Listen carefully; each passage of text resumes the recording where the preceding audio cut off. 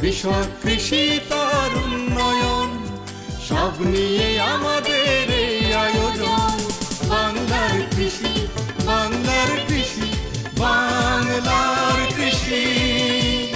ফলবে ফসল, ভরবে গোলা, আরো বেশি বেশি।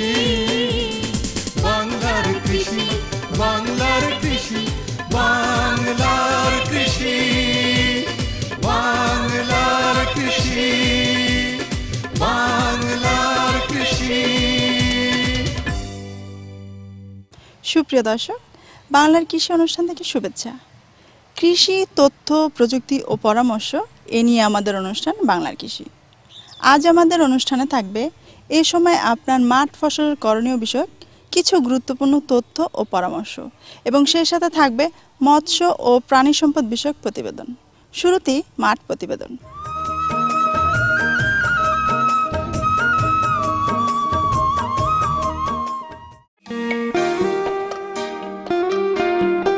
আখ আমাদের একটি অর্থকারী ফসল।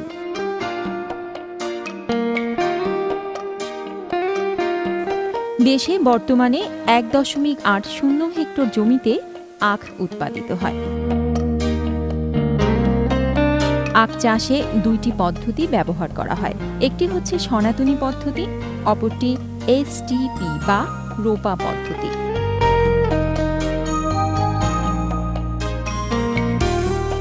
সনাতনী পদ্ধতিতে প্রতি হেক্টরে 6 থেকে 7 মেট্রিক টন বীজ আখের প্রয়োজন হয়। এসটিপি পদ্ধতিতে বীজ তলায় এবং পলি ব্যাগে চারা উৎপাদন করে আখ চাষ করা হয়। মূলত এসটিপি বা রোপা পদ্ধতিতে আখ চাষ প্রচলিত পদ্ধতির চেয়ে মৌলিকভাবে ভিন্নতর।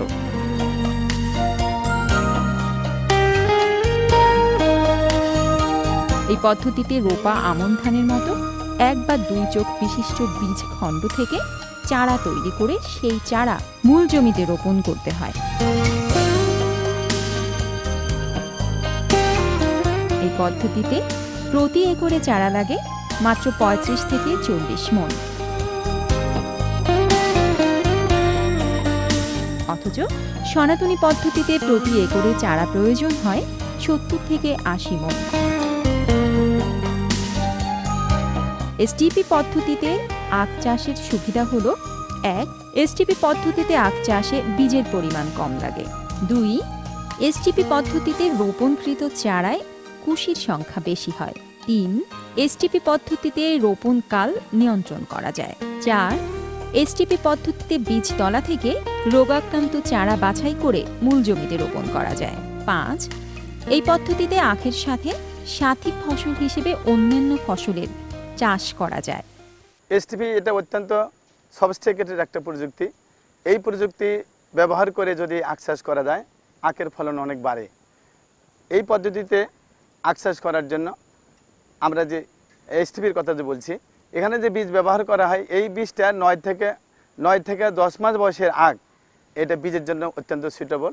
এর আগে প্রচলিত যে পদ্ধতি ছিল, সেই প্রচলিত পদ্ধতিতে 3 চোখ বিশিষ্ট বীজখণ্ড বীজ হিসেবে ব্যবহার করা হতো।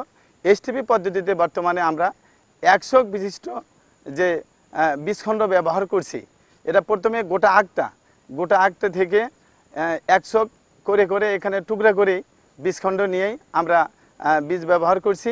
এতে জার্মিনেশন বেশি হয়ে তারপর আপনার ফলন বৃদ্ধির জন্য আমাদের প্রথম শর্তটা হলো যে 1 একর জমিতে 10,000 চারা নিশ্চিত করতে হবে। আমরা প্রচলিত পদ্ধতিতে যে আখ চাষ করি, তাতে যেভাবে আমরা আখ রোপণ করি, 10,000 চারা প্রথমে টেকে না, অনেক চারা নষ্ট হয়ে যায়। কিন্তু এই পদ্ধতিতে যে আখ চাষ করলে মোটামুটিভাবে 85% পর্যন্ত আখ সারভাইভ করে। তাতে আমার একর প্রতি যে কাঙ্ক্ষিত মাত্রায় যে যত চারা থাকার কথা 10,000 পর্যন্ত, এটা মোটামুটি আমরা পাই।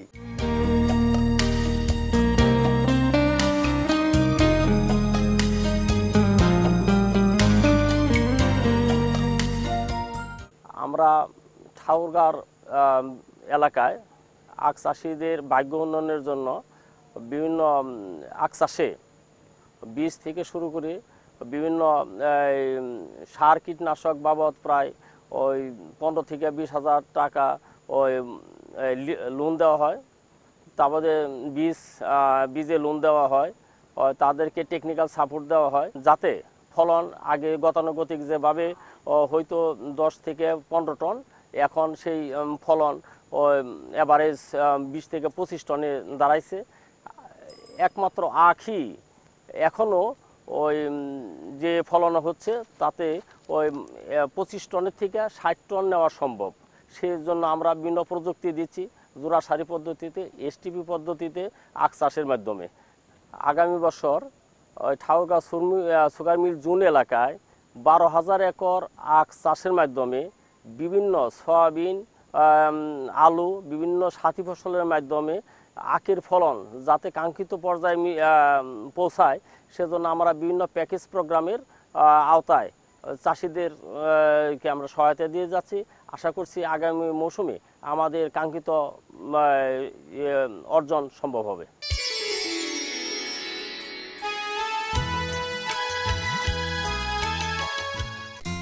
আমাদের গবাদি পশু, বিশেষ করে গরু এবং মহিষ, ধানের খড়কে প্রধান গোখাদ্য হিসেবে গ্রহণ করে।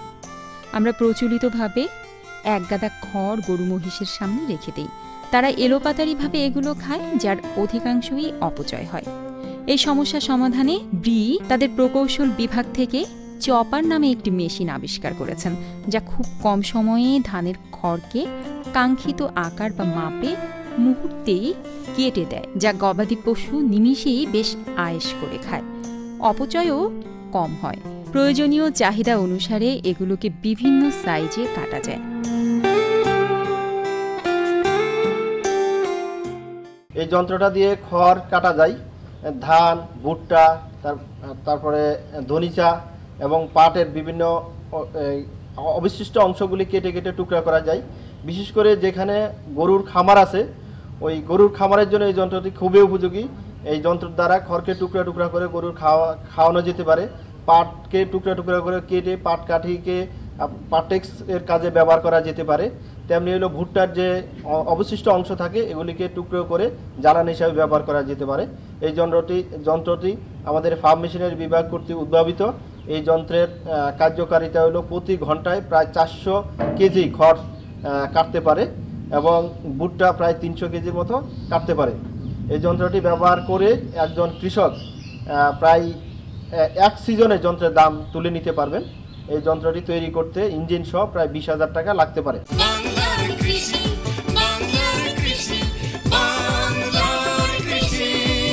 সুধী দর্শক, দেখছিলেন বাংলাদেশ টেলিভিশনের প্রতিদিনকার কৃষি বিষয়ক অনুষ্ঠান বাংলার কৃষি। সঙ্গেই থাকুন।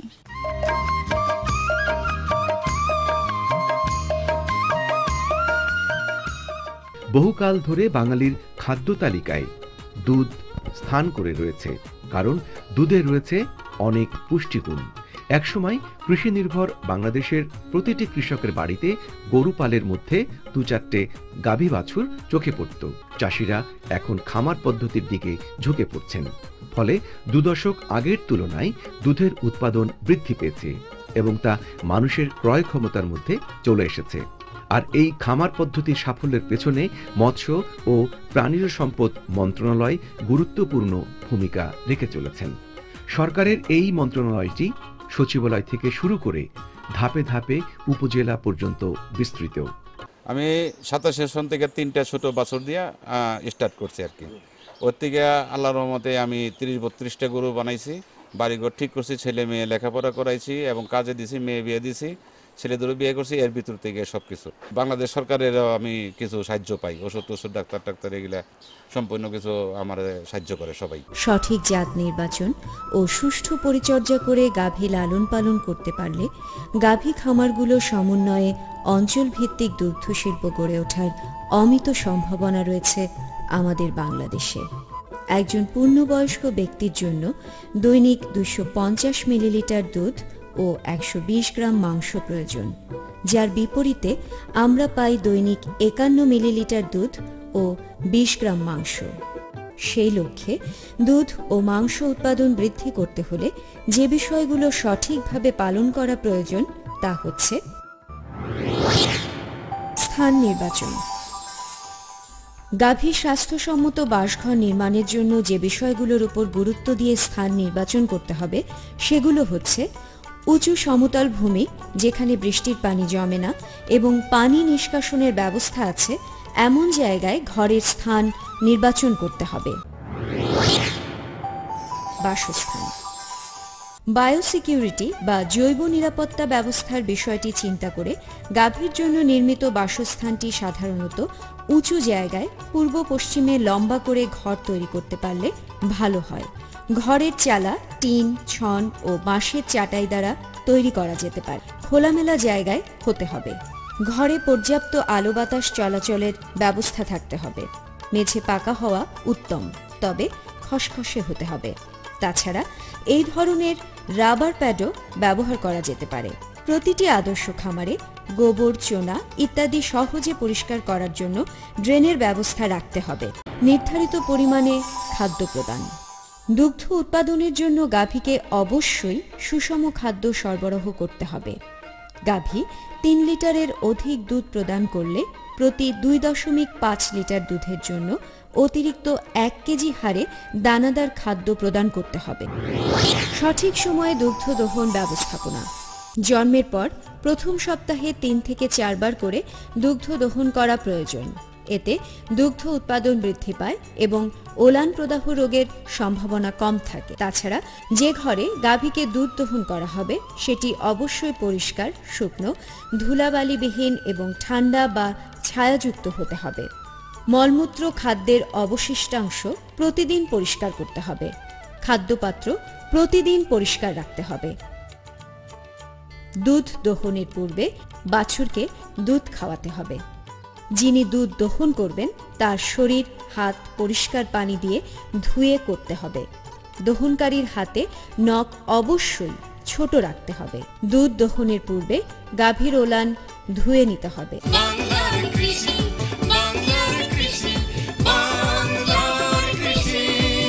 আর এরই সঙ্গে শেষ করব আজকের বাংলার কৃষি। বাংলার কৃষি অনুষ্ঠান আগামীকাল ঠিক একই সময় প্রচারিত হবে, দেখবেন আশা করি। আর হ্যাঁ, সেই সঙ্গে জানতে চাই আপনাদের মতামত, আমাদের লিখে জানাতে পারেন। আমাদের লিখবার ঠিকানা প্রযোজক বাংলার কৃষি, কক্ষ নম্বর 215, বাংলাদেশ টেলিভিশন ভবন, রামপুরা, ঢাকা। আমাদের ইমেল অ্যাড্রেস banglarkrishi@ais.gov.bd এবং ফেসবুক আইডি বাংলার কৃষি। এছাড়াও অনুষ্ঠানটি ইউটিউবে নিয়মিত দেখতে পাবেন। আজ এ পর্যন্তই, সকলকে ধন্যবাদ। কৃষক, কৃষি তার উন্নয়ন, সব নিয়ে আমাদের এই আয়োজন। বাংলার কৃষি, বাংলার কৃষি, বাংলার কৃষি। ফলবে ফসল